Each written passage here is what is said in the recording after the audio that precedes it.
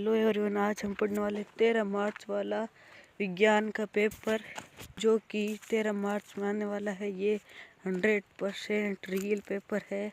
अगर आपने अभी तक कुछ नहीं पढ़ा है तो आप इस पेपर से 90+ ला सकते हैं। तो चलो शुरू करते हैं। नंबर 1, क्लोराइड आयन में संयोजकता होती है।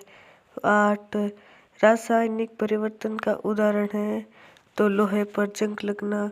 प्रश्न नंबर 3 है, बल का मात्रक है तो बल का मात्रक है ऑप्शन नंबर 1 न्यूटन। प्रश्न 4 है, जीवन की मौलिक इकाई तो जीवन की मौलिक इकाई है कोशिका, द ऑप्शन। प्रश्न नंबर 5 है, हमारे शरीर के कौन से ऊतक में वसा संचित होती है तो इनमें से कोई नहीं। गुरुत्वाकर्षण का सार्वत्रिक नियम तो ब ऑप्शन। थैलोफाइटा वर्ग का पौधा है, थैलोफाइटा वर्ग का पौधा है शैवाल। कार्य करने की दर तो कार्य करने की दर को शक्ति कहते हैं। m द्रव्यमान वाली वस्तु v वेग से गतिशील है तो संवेग हो जाएगा, तो संवेग बराबर होता है m × v। तो इसका उत्तर हो जाएगा ऑप्शन नंबर द mv। प्रश्न नंबर 10 है, किसी वस्तु का द्रव्यमान 10 किलोग्राम है तो उसका पृथ्वी पर भार कितना हो जाएगा तो 98 न्यूटन। प्रश्न नंबर 11, पदार्थ के कणों के 2 अभिलाक्षणिक गुण तो पदार्थ के कण निरंतर गति करते हैं तथा पदार्थ के कणों के बीच रिक्त स्थान होता है। प्रश्न नंबर 12 है, मिश्रण किसे कहते हैं। मिश्रण का एक उदाहरण लिखिए तो मिश्रण एक या एक से अधिक शुद्ध तत्व या यौगिकों से मिलकर बना होता है। उदाहरण है जल में चीनी या जल में नमक।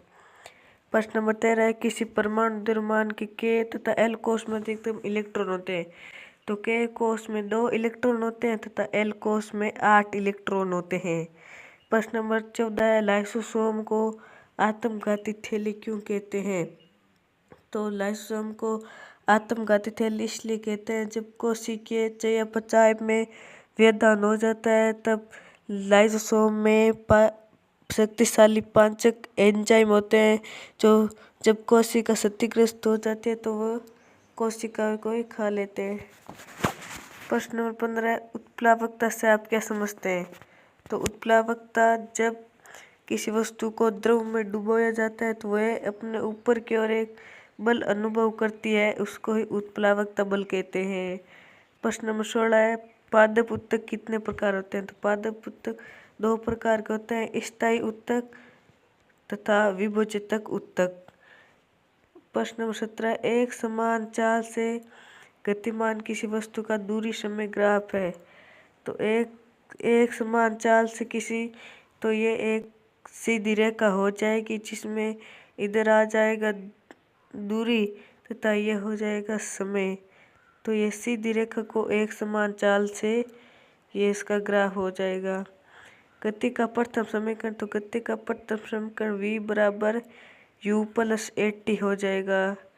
प्रश्न नंबर 19 है, गुरुत्वाकर्षण के सार्वत्रिक नियम के 2 महत्व तो गुरुत्वाकर्षण के सार्वत्रिक नियम का पहला महत्व है कि यह हमें पृथ्वी से बांधे रखने वाला बल है।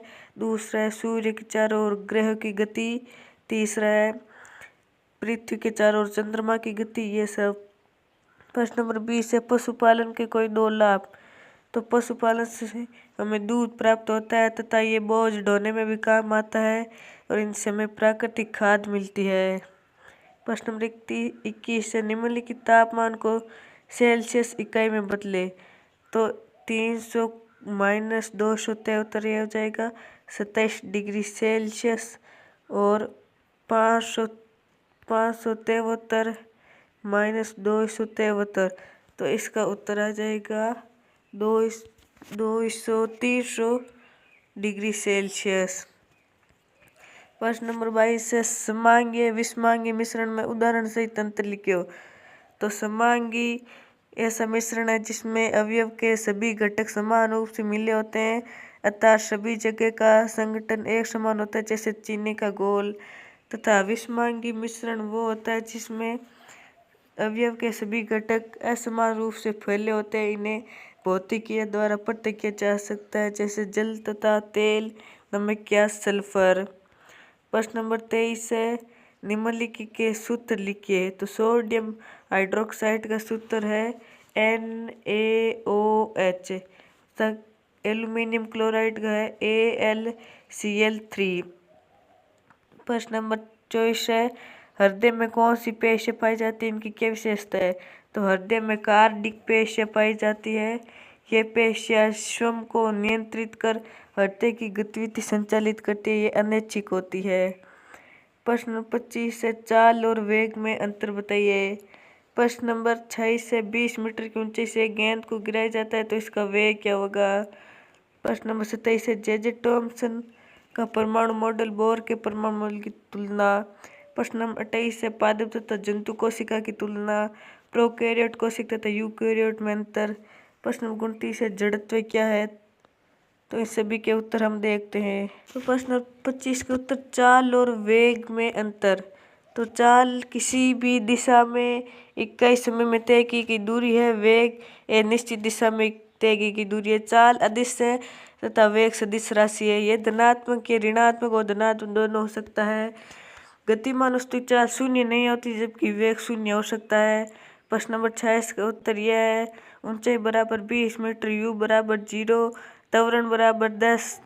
तो गति का तीसरा नियम वी स्क्वायर बराबर यू स्क्वायर प्लस 2as। तो ये 20 मीटर प्रति सेकंड वेग आ जाएगा। प्रश्न नंबर 27 का उत्तर यह है थॉमसन का परमाणु मॉडल, रदरफोर्ड का तथा बोर का परमाणु मॉडल। तो ये सब है। प्रश्न नंबर 28 पादप कोशिका और जंतु कोशिका में अंतर। प्रश्न नंबर 28 इनमें सेल्यूलोस होते हैं पादप कोशिका में, जबकि जंतु कोशिका में प्लाज्मा झिल्ली पाई जाती है।